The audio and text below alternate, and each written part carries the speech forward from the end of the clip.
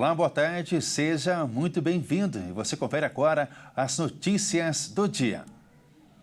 Começo falando do ministro do Supremo Tribunal Federal, Flávio Dino, que autorizou o pagamento de emendas de comissão.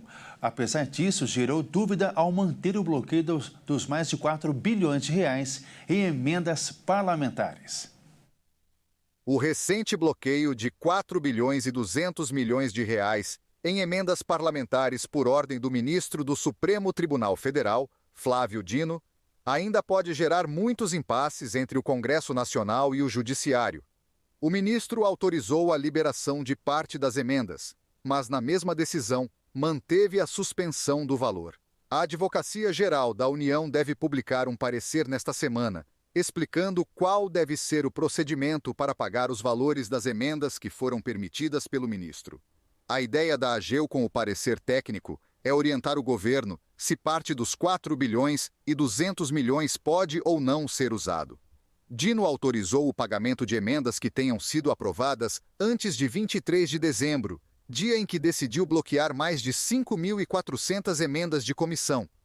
O detalhamento de como seriam aplicadas essas emendas foi feito em um documento enviado ao governo com a assinatura de 17 líderes partidários da Câmara, que não informaram os autores dessas emendas, o que levou Dino a bloquear as indicações, mas Dino considerou sem validade o documento e que os procedimentos para a liberação das emendas que constavam nesse ofício, por não atenderam às normas legais.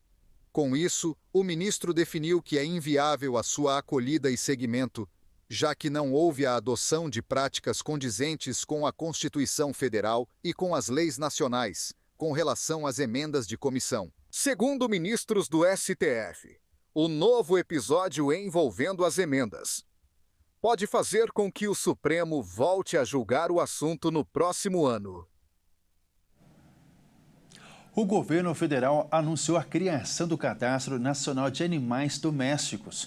O registro vai dar um número de identidade para cães e gatos e ajudar na localização dos pets perdidos e abandonados. O Cadastro Nacional de Animais Domésticos será único e intransferível para cães e gatos. Esse documento vai reunir informações do pet ao longo da vida. A ferramenta pretende facilitar a localização de tutores de animais abandonados, reforçar o controle de zoonoses, proporcionar mais segurança em transações de compra e venda e combater maus tratos. O sistema está em fase final de testes e deve ser liberado em janeiro. Para emitir a identidade, o tutor vai ter que acessar o sistema usando a conta gov.br.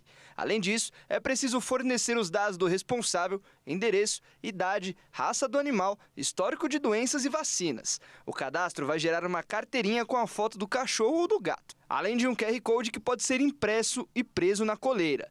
ONGs e municípios poderão fazer o cadastro gratuitamente. O Ano Novo em São Paulo tem alerta para pancadas de chuva e sensação de tempo abafado em todo o estado. De acordo com a Defesa Civil Estadual, entre terça-feira e quarta-feira o tempo será de sol entre nuvens, o que levará as temperaturas e a sensação de abafamento. Uma tempestade de granizo causou destruição em Cajamar, na Grande São Paulo, neste domingo. Em Santa Isabel, também na região metropolitana, cerca de 40 pessoas ficaram desalojadas devido a deslizamentos de terra que levaram à interdição de várias moradias. O Centro de Gerenciamento de Emergências Climáticas da Prefeitura de São Paulo prevê que os próximos dias na capital serão marcados por madrugadas e manhãs nubladas, seguidas por pancadas isoladas de chuva à tarde. De acordo com a Defesa Civil Estadual, o sol aparece entre nuvens, o que elevará as temperaturas e causa a sensação de abafamento. A combinação de calor e umidade favorecerá o surgimento de chuvas fortes, previstas para todo o estado. Apesar de não haver alerta para outras áreas, a Defesa Civil orienta a atenção especial em locais vulneráveis, onde o solo já está encharcado pela água. Segundo o Instituto Nacional de Meteorologia, as regiões central, norte e leste do estado estão sob alerta de perigo potencial para chuvas. No coração da Amazônia peruana, um rio surpreende com as suas águas que chegam a 86 graus. Essas características naturais estão mostrando, na prática, o que pode acontecer em outros ecossistemas tropicais diante do aquecimento global. Uma equipe de cientistas observou que perto do rio, onde a temperatura da água é muito quente, as plantas são menos densas. Algumas espécies estão desaparecendo e até as grandes árvores têm dificuldades para crescer. O calor não é apenas um problema para as plantas, ele também afeta a vida animal, criando um cenário preocupante para o equilíbrio ecológico da região. O estudo do Real Bowling levanta uma questão alarmante. À medida que a Amazônia se aquece, ela pode se transformar em uma floresta mais seca e vulnerável. Isso afeta não apenas o equilíbrio ambiental, mas também as comunidades que dependem dessa biodiversidade para sobreviver, como as populações indígenas que já enfrentam os impactos. E não para por aí. Se a Amazônia atingir um ponto crítico, as consequências serão globais.